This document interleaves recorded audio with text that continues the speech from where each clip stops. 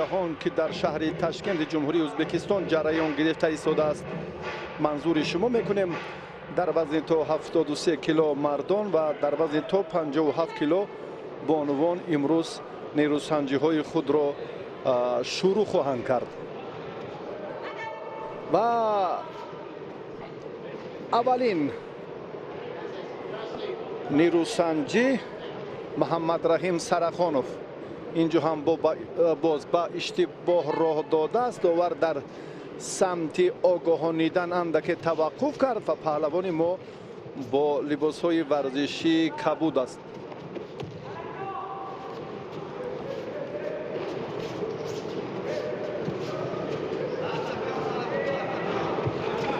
سبقت اولین اینجا هم از چهره هایی که چون گفتیم شروع میگردد از آن نفرانی که در وزن تا 73 کیلو نام نویسند. شیدو به محمد رحیم سرخانوف داده شد.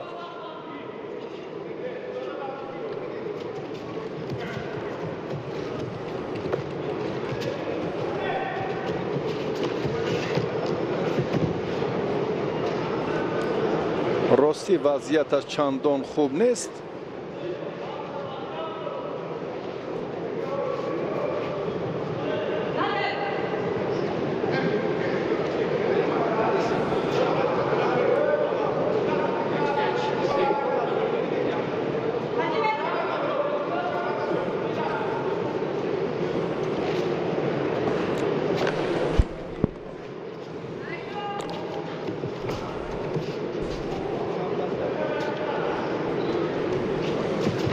دقیقه اول نیروسنجی پهلوانان وزنشان تا 73 کیلو چون پشت سر گردید. سرخانوف حالا امکان دارد که با حلوک داخله هم و خوبتر در سمت استفاده این حرکت باز هم فعالتر باشد، اما کامیاب نشد. نمایندگان 82 دولت سیاره در قهرمانی جهان شرکت دارند.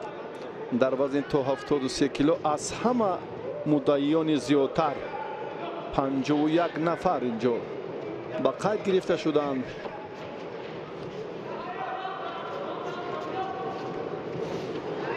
دوره اولی سبقت های انفرادی وزن تا 73 کیلو را ما تماشا داریم. آی سرخانوف بسیار از وضعیت مشکل رها یافت. راستی بسیار حالت ایسه کامی حالا پیدا نمی شود. نگاه داشتی حالت تخت پشت برای محمد رحیم سرخانوف امکان پذیر بود.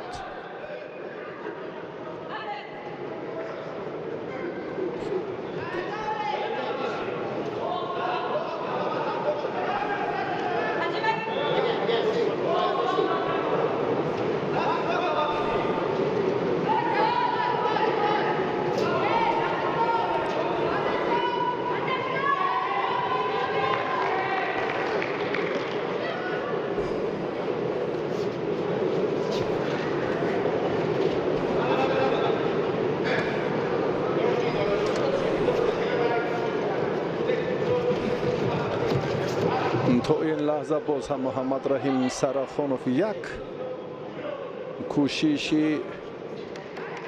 بهتری خود را هم میتوانست که باز خاتمه دهد. چندان بد هنرنمایی نکرده ایستاده است. راستی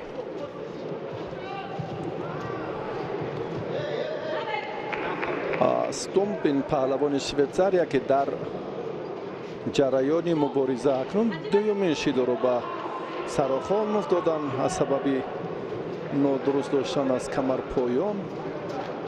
Tatami 2, the winner in white judogi representing Israel, Ido Levy. دقیقه آخرین مبارزه پهلوانان.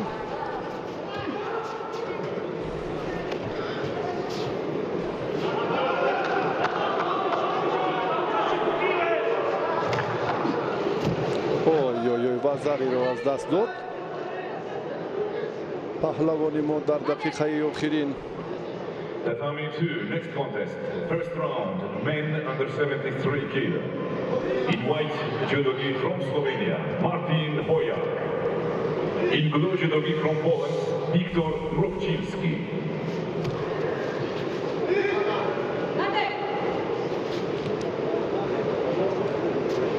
سرخانوف از امکانیتی این همین ترتیب ندانستن همون مفهوم ماهیت قاعده ها و آن آورده رساند که پهلوان ما را شدای سیوم دهند و از میدان خارج کنند. نوبت از این هم ملکه ستون فعال بود، یک وزری داشت و با افضلی بیشتر در این جریان توانست